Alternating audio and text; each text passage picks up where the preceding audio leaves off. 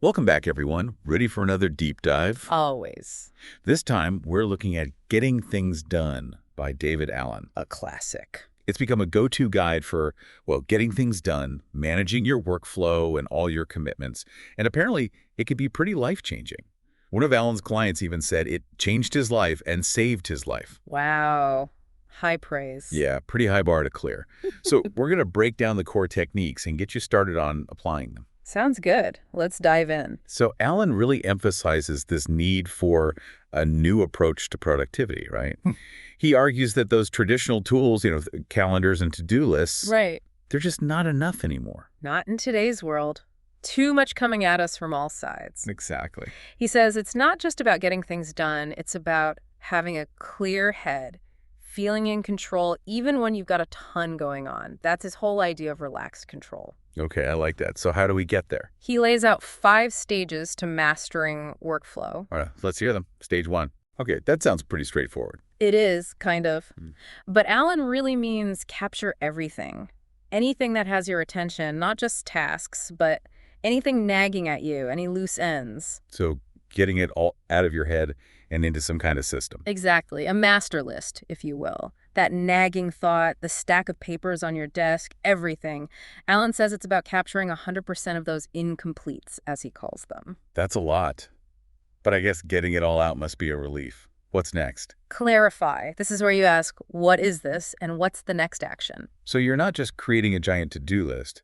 You're actually making decisions about each item. Yeah, filtering, sorting, separating the wheat from the chaff. Got it. So we capture, we clarify.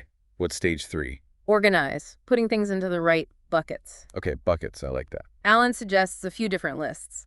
Calendar, next actions, projects, waiting for, and someday maybe. That's a lot of lists. Isn't that a bit overwhelming in itself? Might seem like it, but each one has a specific purpose. It actually helps you manage things better. So like the calendar, that's for things that have to happen at a specific time. Hard deadlines, appointments, that sort of thing. Right. Meetings, appointments, deadlines, travel, even birthdays or reminders to pay bills, the non-negotiables. Then there's the next actions list. That's your active list of stuff you can do anytime. And this is where we need those concrete, physical actions, right? Exactly. Not just learn Spanish, but download Duolingo, that kind of thing. And Allen takes it a step further by saying you should categorize them by context. Dos Ex. Like where or how can you do this task? So maybe a calls list, a computer list, errands list makes it easier to, if you're stuck at the airport with a delay. You can whip out your calls list and get productive. Exactly. Make the most of that time. Okay, so then we have projects. That's anything that needs multiple actions, your big picture stuff. So like plan a vacation or renovate the kitchen, that kind of thing. Yep, exactly. And you should be checking in with this list regularly, not just to see your progress, but also to make sure these projects still make sense for you. Good point. Life changes, goals change. Make sure you're still on the right track. Now, for anything you're waiting on someone else to do, that's waiting for. Okay, so you're not stressing about it. You're just letting it sit there until Until it's time to follow up. And then there's the someday maybe list. This is where those big dreams live. learning to play guitar, writing that screenplay. Exactly. Get them out of your head, but keep them safe for when you're ready. So that's capture, clarify, and organize. What do you think? I'm liking this so far. What are the last 2 stages? The 4th is reflect, which is all about reviewing, making sure your system is still working. Allen is big on the weekly review. So it's not just set it and forget it. No, you got to maintain it. This is your time to get everything up to date, make sure things are still on track, process anything new. So you're not letting the system itself become a burden. Right. You're in control. And the final stage. Engage, which is where you put it all into action. Making conscious choices about what to work on based on context, time, energy, all of that. So it's not just blindly following your to-do list. It's about being smart with how you use your time. Right. Allen says if you consistently ask yourself, what's the next action? You can shift from that overwhelmed feeling to taking control. I like that. Okay, so those are the 5 stages. But Allen also goes into project planning. And he seems to think there's a right and a wrong way to approach it. He calls the right way the natural planning model. He says most of us plan in reverse. We jump to actions before we figure out what we really want to achieve. This natural model has 5 phases. Lay 'em on me. First, defining your purpose and principles, then outcome visioning, brainstorming, organizing, and then identifying the next actions. So you're saying figure out the why before the how. Why is that so important? Because when you define your purpose and what you want first, your brain can start to see the solutions. So kind of like setting the destination on your GPS before you figure out the route. Exactly. And once you've got that clear destination, brainstorming and getting organized is so much easier. Makes sense. You mentioned an unnatural way of planning too, right? Yeah, that's probably how most of us learned, especially in school. Think back to those outlines we had to do, staring at Roman numeral I, trying to organize our thoughts before we even knew what we wanted to say. Oh, I hated those. Felt so forced. It is forced. It goes against how our brains work naturally. Alan calls this reactive planning. You're just reacting to deadlines, emergencies, So putting out fires. Exactly. This natural planning model helps you shift to a more proactive approach. Okay, so natural planning is key. What's next in Alan's world? Well, he gets a little more practical. He talks about setting up your workspace, says you need to dedicate a good chunk of time, ideally 2 full days, to get started. 2 full days. That's quite a commitment. He does say even shorter bursts help.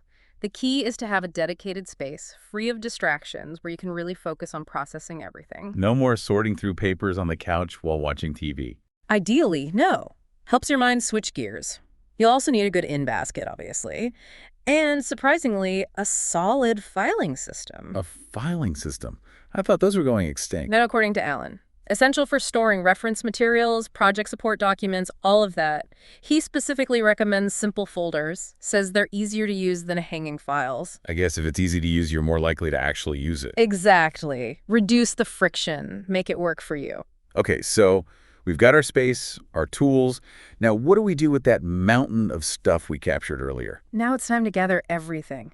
Every single incomplete item, put it all into your in-basket. Everything. Like bills, that feeling you forgot something important? All of it. All of it. Every nook and cranny, both physical and mental. Alan's really serious about getting 100% of these open loops captured. Sounds overwhelming. It can feel that way, but remember, it's about getting it out of your head and into a system you can rely on. Okay, say we've done all that. What's next? Now we process that in-basket. This is where the getting things done magic starts to happen. You'll work through each item, one by one, deciding what it is, what needs to be done. No more cherry-picking the easy stuff. Nope. Alan calls it a processing station, not a storage bin. One-way flow. Got it. What questions should we be asking ourselves? The big one. What's the next action? What's the very next concrete step to move this forward? If it's a bill, the next action is pay the bill. Exactly. Turns a vague to-do into a concrete action step. Okay, I can see how that's less overwhelming. Then what? Then you've got 3 choices. Do it, delegate it, or defer it. This is where his famous 2-minute rule comes in.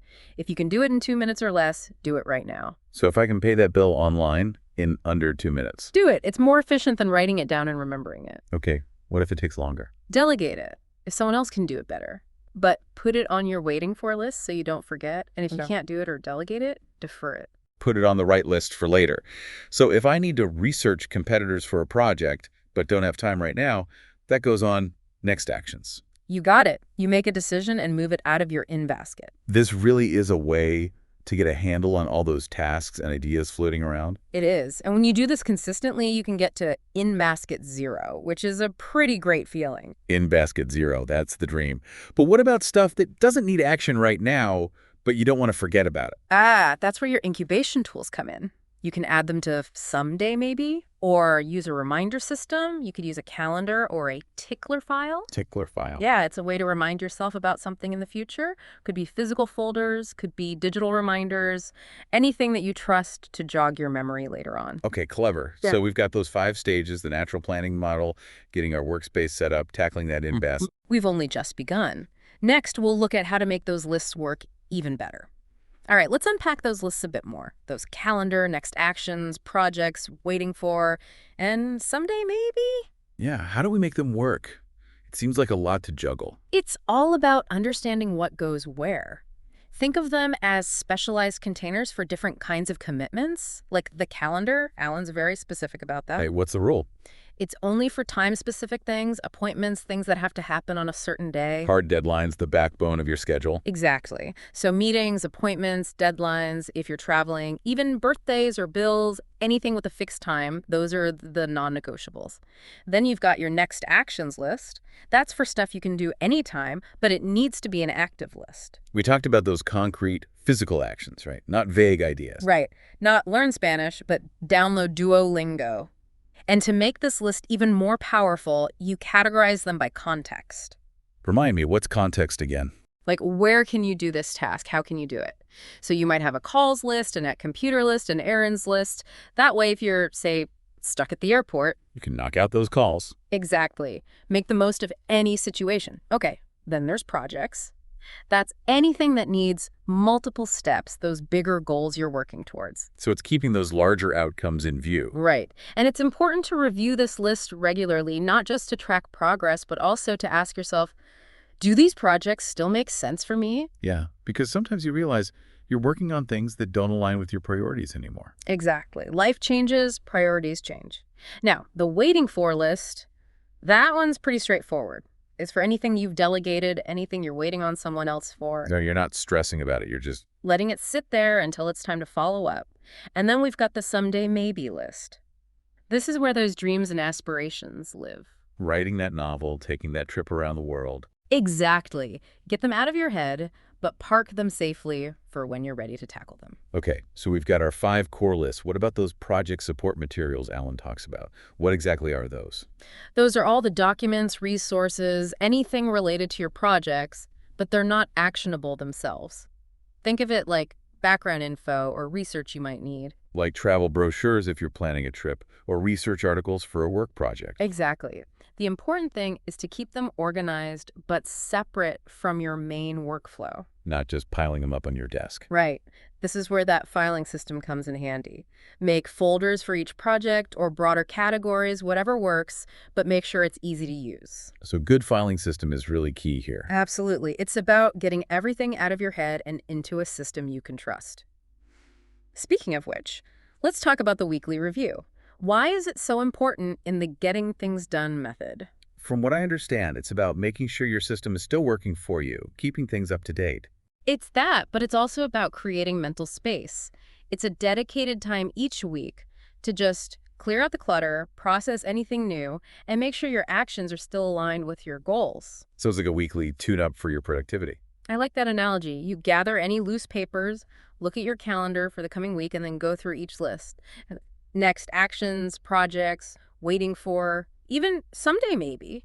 Reassess, clarify, see if anything's gotten stalled. It's about preventing the system itself from becoming a source of stress. Exactly. You're in control. It's also a good time to brainstorm new ideas, clear out anything that's been completed, just make sure everything's in sync with your reality. Okay, so the weekly review is key.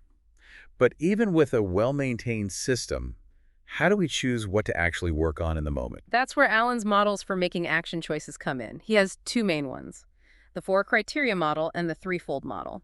Okay, let's start with the 4 criteria model. What are those 4 criteria? Well, first there's context. What can you do right now based on where you are, the tools you have? If you're at your computer, tackle those at computer tasks. Makes sense. What's number 2? Time available. Don't start a 3-hour task if you only have 30 minutes free. Pick something you can realistically finish. Match the task to the time slot. What's the 3rd criteria? Energy available. Right. We all have different energy levels throughout the day, right? Right. So choose tasks that match your current energy level. Don't try to tackle something complex when you're feeling drained. Good point. Listen to your body. And the final criteria. Priority. Once you've considered context, time, and energy, then you can look at what's the most important, what's the most urgent. So you're using these 4 criteria to really narrow down your options and make a conscious decision. Exactly. Now let's talk about the 3-fold model. This one helps us understand the different kinds of work we do each day. Okay, break it down for me. Alan says there's doing predefined work, doing work as it shows up, and defining your work. Intriguing. What's doing predefined work? That's working from your lists, especially that next actions list. You're following the plan you've already set. It's proactive, intentional. But things don't always go according to plan, do they? Of course not. That's where doing work as it shows up comes in. It's about being flexible, dealing with those unexpected emails, urgent requests, all those things that pop up. So finding that balance between following your plan and being adaptable. Exactly. And then the last one, defining your work. This is about processing information, figuring out next actions, organizing stuff. It's the work of staying on top of everything. I feel like this is where a lot of people struggle, just reacting to what comes in instead of actually defining their own work. You're right. That's why the Getting Things Done system emphasizes that capturing, processing, organizing, it's about making space to be more proactive. Okay, so these models for making action choices give us a really solid framework. But Alan also talks about the deeper why behind this, right? He does. Getting things done isn't just about checking boxes, it's about feeling in control, feeling clear-headed. And one of the biggest outcomes, he says, is a sense of self-trust. That's interesting. How so? Think about all those times we break agreements with ourselves. We say we'll do something, then we don't. That erodes our trust in ourselves. We all have those nagging thoughts about what we should be doing. Exactly. By capturing those things, processing them, we're renegotiating those agreements with ourselves. We're making a conscious choice about what to do, even if it's just to defer it for later. It's about honoring those commitments to yourself. Right. And when we follow through, we build that self-reliance, that agency. And that affects other areas of our lives too, right? Absolutely. When we're more reliable to ourselves, we're more reliable to others. It builds trust from the inside out. Exactly. And that trust becomes the basis for better communication, better collaboration, a more fulfilling life all around. We've been talking about how getting things done can increase that self-trust. But it goes beyond that. It can actually lead to better relationships, too. Makes sense. If you're less stressed, more organized, that's got to affect how you interact with people. Of course. When you're not worried about forgetting things, letting people down, you've got more mental and emotional energy for those connections. You're more present, more engaged. Exactly. Alan also talks about how getting things done can help you get clear on your values, your priorities.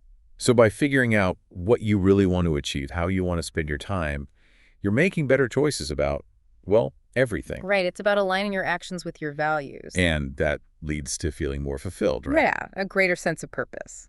And when you're happy in your personal life, that's got to affect your work too, right? Definitely. Alan says that clear mind, that well-managed workflow, it creates space for creativity, for innovation. Like you're freeing up mental RAM. Exactly. Mm. You're not using all your brain power just trying to remember stuff. You can use it for problem solving, thinking strategically, all that good stuff. So getting things done isn't just about efficiency. It's about creating the conditions for, well, being your best self. Exactly. Maximizing your potential. Okay, we've covered a lot in this deep dive into getting things done. Those 5 stages of workflow, that natural planning model, setting up a system, even those deeper impacts on self-trust and relationships. It's a pretty comprehensive approach. But what about people who feel a little overwhelmed by it all? It seems pretty structured, maybe even a little rigid. I think the beauty of it is you can adapt it. Yeah. You don't have to use every single list or tool. Find what works for you. So make it your own. Exactly. And remember, the time you put into setting it up, maintaining it, it pays off big time. Less stress, more productivity, that feeling of control, all of that. It's an investment in your well-being in achieving those goals. And ultimately, it's about shifting from that feeling of overwhelm to feeling empowered. Well said. So what's the one thing you hope listeners take away from this deep dive? That getting things done isn't about being a slave to a system. It's about creating a system that serves you. It frees your mind up so you can focus on what matters. Take control of your commitments, live a more intentional life. I like it. Thanks for joining us for this deep dive into getting things done. I'm feeling inspired to declutter my mind and get to work. If you could completely trust your system to manage your commitments, what creative project would you finally have the space to tackle?